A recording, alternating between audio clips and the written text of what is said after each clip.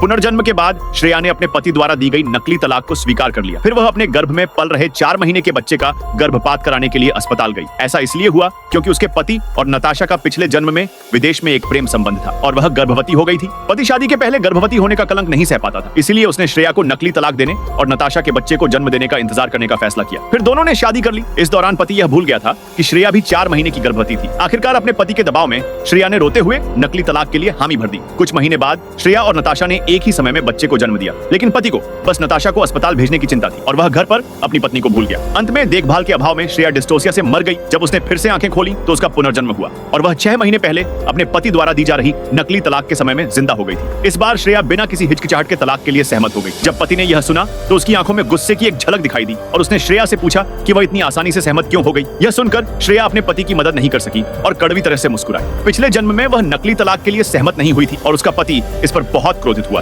और इस बार वह नकली तलाक के लिए सहमत हो गई। तब भी उसका पति गुस्से में था। यह देखकर कि श्रेया उदास नहीं थी, पति ने गुस्से से अपने बैग से तलाक के कागजात निकाला। यह पता चला कि पति ने पहले ही तलाक के कागजात बनवा कर रखा था, लेकिन उसने शुरू में ही श्रेया से इस बात पर चर्चा करने का कभी सोचा नहीं था। नताशा को चिंता थी कि उसका पति अपना मन बदल न ले, इसलिए उसने झूठ बोला कि वह ठीक महसूस नहीं कर रही है और अपने पति को लेकर चली गई। अपने पति के जाने के बाद श्रेया अकेले अस्पताल गई और डॉक्टर की सलाह के बावजूद अपने पेट में 4 महीने के बच्चे को गिराने पर अड़ी रही। इस समय सास ने अचानक श्रेया को फोन किया और श्रेया को जल्दी से घर आने के लिए कहा, यह कहते हुए कि उसका ससुर उसके पति को पीट पीट कर मार डालने वाला है। जब श्रेया घर पहुंची तो उसने देखा कि उसका ससुर उसके पति पर पारिवारिक नियम थोप दिए हैं, इसलिए क्योंकि ससुर और श्रेया के पिता एक दूसरे के सबसे अच्छे दोस्त थे। जब श्रेया के पिता की मौत हो रही थी तो श्रेया को अपने दोस्त के हवाले को सौंप दिए थे। वर्षों से ससुर ने श्रेया को अपनी बेटी की तरह मानता था। यह जानने के बाद कि पति और श्रेया तलाक ले रहे हैं, ससुर अचानक गुस्सा होकर कहा कि इसको को पीट पीट कर मार डालूंगा। तो श्रेया ने जल्दी से जमीन पर घुटने टेक कर बोली कि तलाक उसकी अपनी निर्णय है। ससुर जानता था कि श्रेया के साथ अन्याय हुआ है, इसलिए उसने श्रेया को अकेले एक कमरे में बुलाया और श्रेया को दिलासा दिया